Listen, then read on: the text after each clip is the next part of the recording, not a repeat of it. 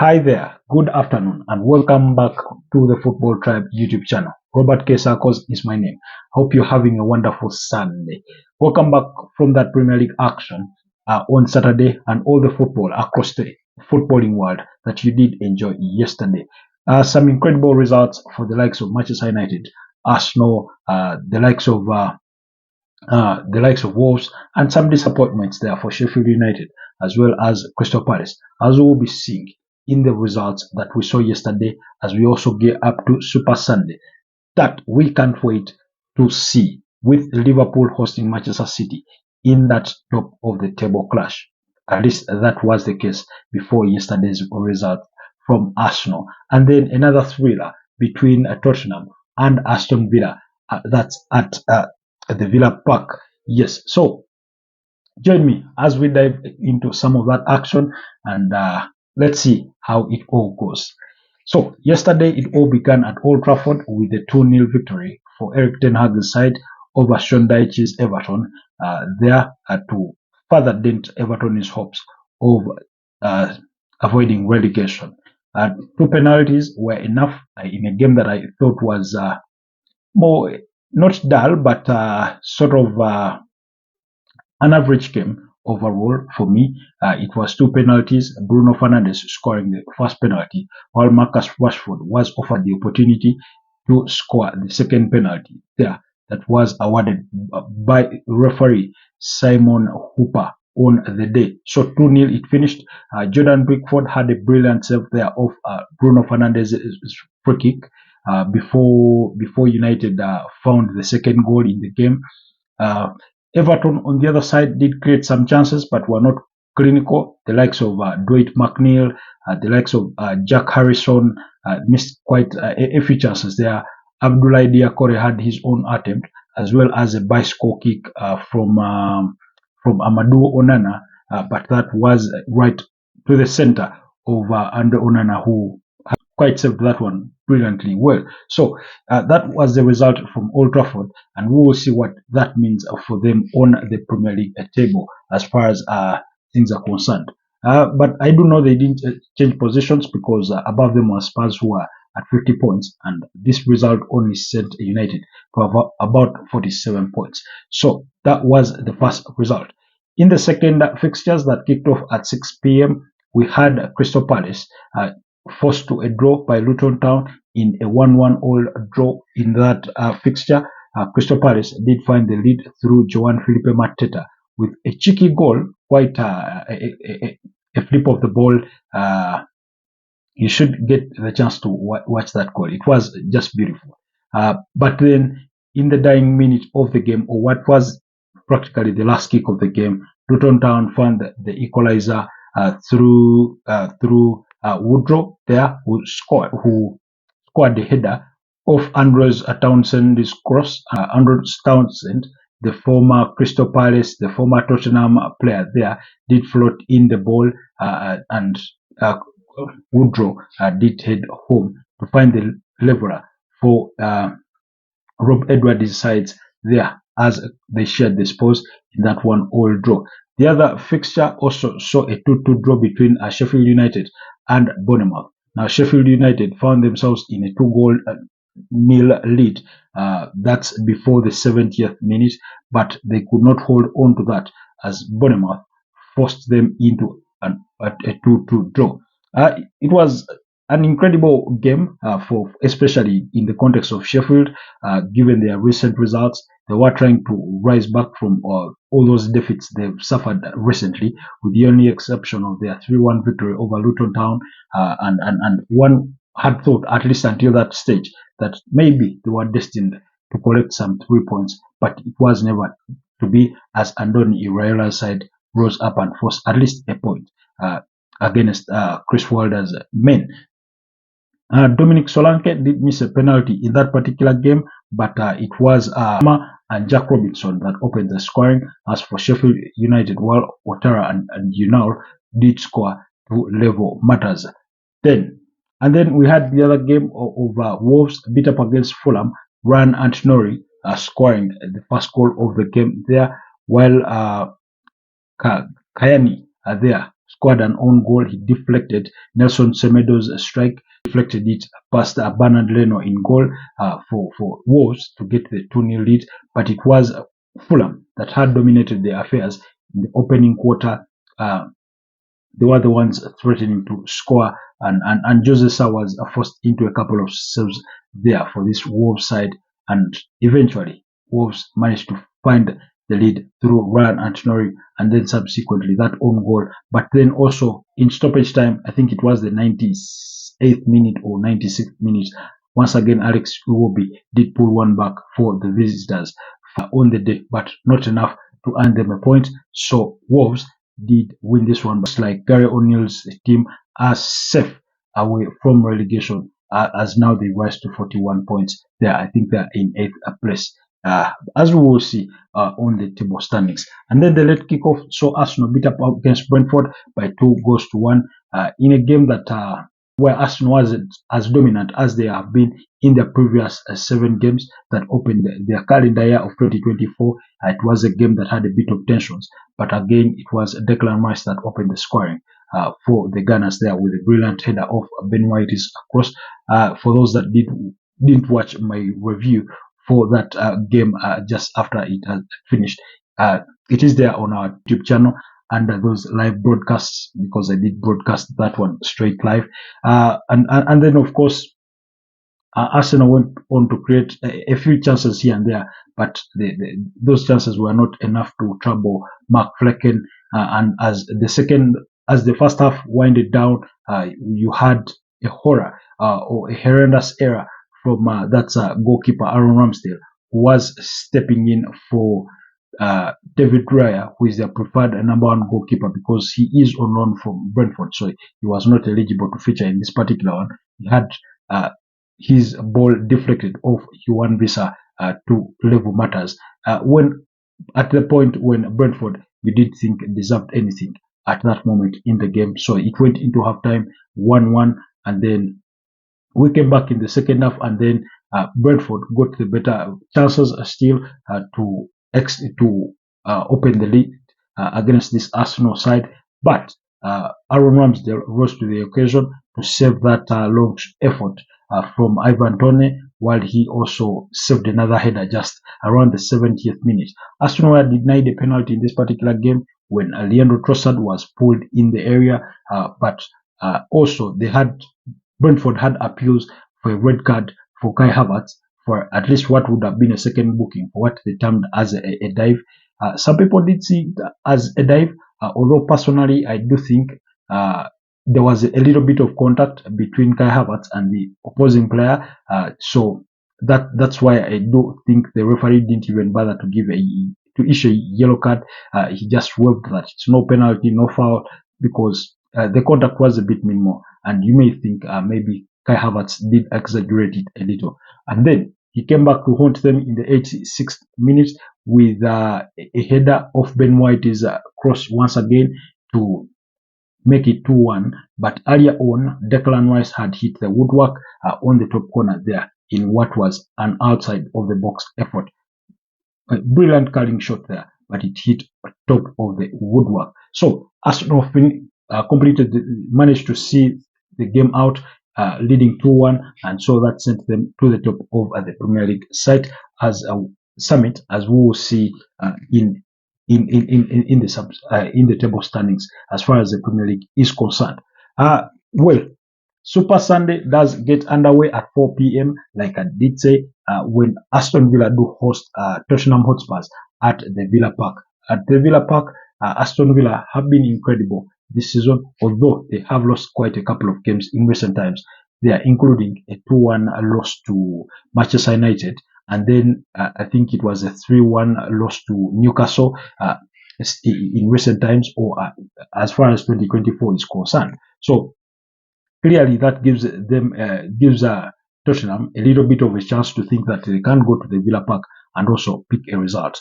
Aston Villa do come in this particular fixture on the back of a goalless draw against Ajax at the round of 16 in the UEFA Europa Conference League on Thursday, in a game that we saw Pau Torres return back from injury, but he managed only to play 45 minutes in a pre-planned plan. So to sort of to get him a match fit and give him some minutes.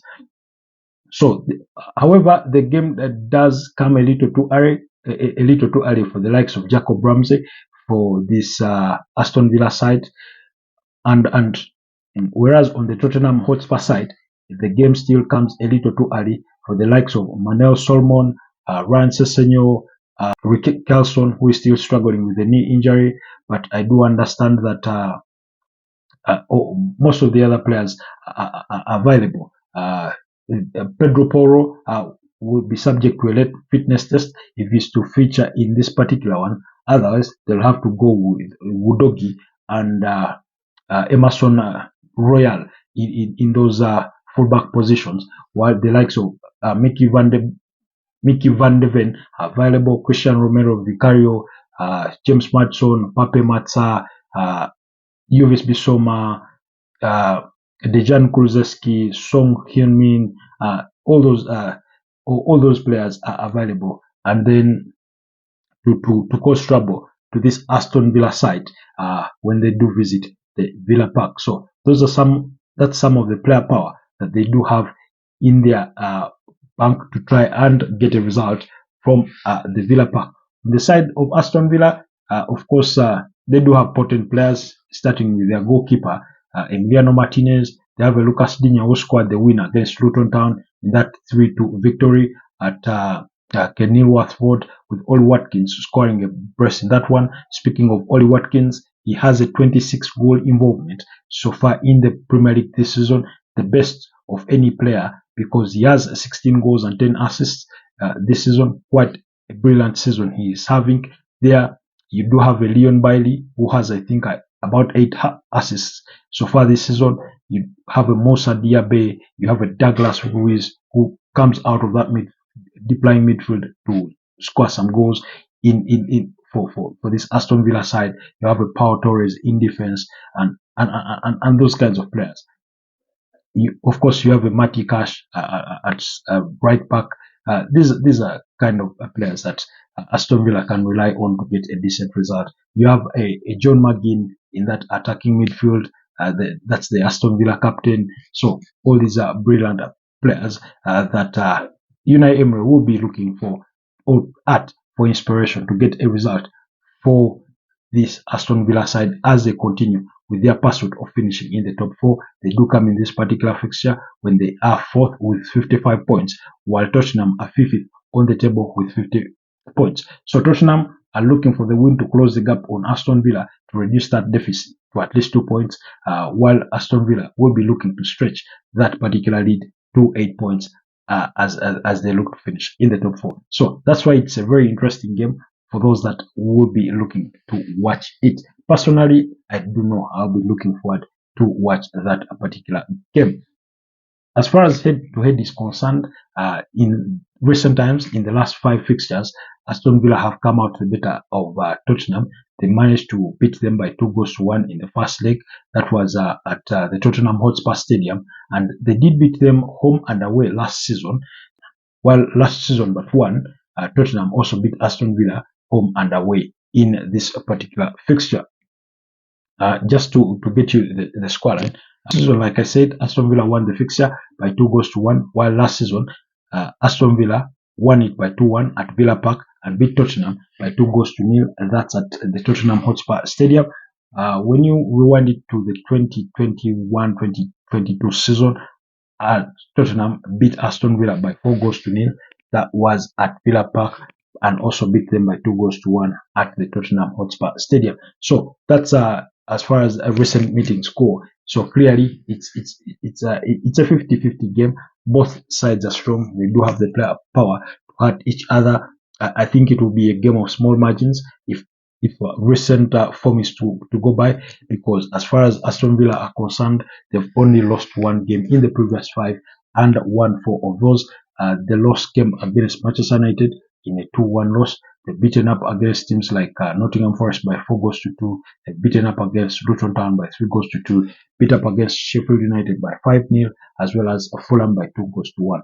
On the other side, Tottenham Hotspurs have won 3 for their last 5, lost 1 and drawn 1. The draw coming up against Everton in a 2-all draw, I think at Goodson Park, while the loss was a 2-1 loss to Wolverhampton Wanderers. They did beat up against Crystal Palace in their very last fixture by 3-1, while they managed to also beat up against Brentford by 3-2, and the other victory coming up against Brighton by 2-1. So clearly, that's the recent form between these two sides.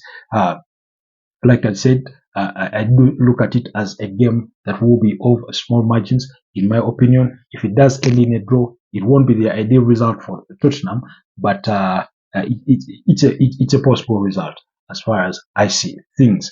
Then at 5 p.m. sharp, we'll have Brighton host Nottingham Forest there at the Amex Stadium, while still West Ham at the London Stadium still will host Burnley at 5 p.m. East African time. Of course, we all know Burnley's troubles. They're bottom of the league with just 13 points. They do not know how to win games. They just do not know how to win games. And yet, West Ham in recent times are waking up back.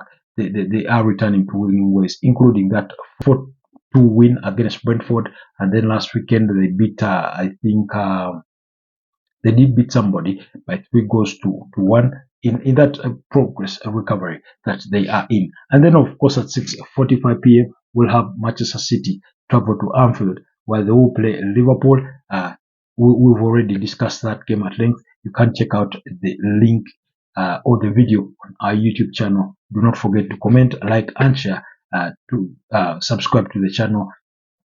And if you do find these videos interesting, do share them. And of course, on Monday night, Chelsea will play Newcastle United, but we'll look at that game perhaps at a later stage. But for now, let's look at what things look like as far as Premier League top scorers are concerned, what the statistics say, and then later on, we'll have a look at the Premier League table and see how things are at the moment.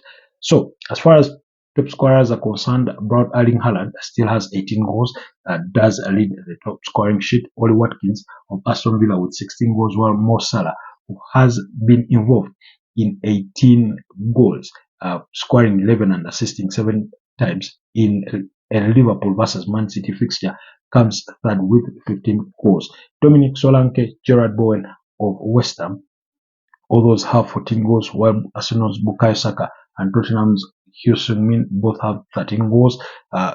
Phil Foden of Manchester City and Alexander Isak come with 11 goals, while Richarlison has 10 goals. As far as assists go, Kieran Trippier, Pascal Gross, that's of Brighton, Kieran Trippier, the captain of Newcastle, and Oli Watkins are all tied on 10 assists.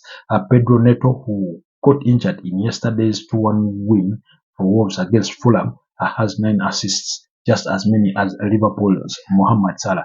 The likes of Julian Alvarez, Bukayo Saka, and Leon Bailey do have 8 assists apiece, as far as some of the best performers are concerned in the Premier League this season. So, as far as the table is concerned, coming into Sunday's action, Arsenal do lead that Premier League table with 64 points after securing 20 wins, 4 draws and 4 losses after 28 Premier League games this season. Liverpool are second, Manchester City are third. Both sides have secured 19 wins. Liverpool has 2 losses, Man City has 4 losses. Liverpool are at 63 points. Manchester City are at 62 points. Like I did say, Aston Villa occupy 4th place with 55 points. Tottenham with 50 points in 5th place, while Manchester United are 6th with 47 points. West Ham, who are looking to close that gap on Manchester United, come in 7th place with 42 points. Wolves with 41 points. In 8th place, Newcastle and Brighton do complete the top 10 in the table with 40 and 39 points respectively. In 11th place are the Blues of Chelsea with 36 points, Fulham 35 points in 12th, Bournemouth 13th with 32 points, while Crystal Palace come 14th with 29 points. In 15th place are still Brentford with 26 points, while Everton find themselves 16th with 25 points. Nottingham Forest are at 24 points in 17th place, while Luton Town Sheffield United and Burnley complete the bottom three at 21, 14 and 13 points respectively. So that's as far as the table standings of the Premier League is concerned. In some of the other fixtures from the sporting world that you may not want to miss on, in the Spanish La Liga, Deportivo Alves will be up against Rayo Vallecano, while Las Palmas will host Athletic Bilbao. Real Madrid, that's at 8:30, will be up against Celta Vigo at the Santiago Bernabeu, while Real Betis, under the charges of Manuel Pellegrini, with players like Hector Bellerin, who was formerly at Arsenal, will be up against the Yellow Submarines of Villarreal, who lost by 4-0 in the UEFA Europa League against Olympique Marseille on Thursday. In the Italian Serie A, we'll have Lecce host Verona. That's at 2:30 p.m. While AC Milan will be up against Empoli. That's at 5 p.m. Juventus will be up against Atlanta. Very incredible game to look forward to at 8 p.m. While Fiorentina will be up against an on-form AC Roma under the charges of Dani De Rossi. In Germany, for those that do enjoy Bayer Leverkusen, they will be playing Wolfsburg at 9:30 p.m. while Eintracht Frankfurt will be up against Hoffenheim at 7:30 p.m. At 5:30 p.m. it will be Bochum up against Freiburg. Now Freiburg did a bit up against West Ham by 0-0 there in the UEFA Europa League. In the French League 1, Paris Saint-Germain will be up against Reims at 3 p.m. while Le Havre will be against Toulouse at 5 p.m. and still at 5 p.m. Betis will be up against Clermont Foot, while Strasbourg will be at home against Monaco, all at 5 p.m. and at 7:05 p.m. we'll have Lille host Stade Rennes, while Olympique Marseille will be up against Nantes at 10:45 p.m. So those are some of the fixtures in the top 5 leagues that you should be looking out for as you enjoy your Super Sunday. Otherwise, thank you for taking the time. Stay blessed, and I'll see you next time. Do not forget to subscribe to the channel.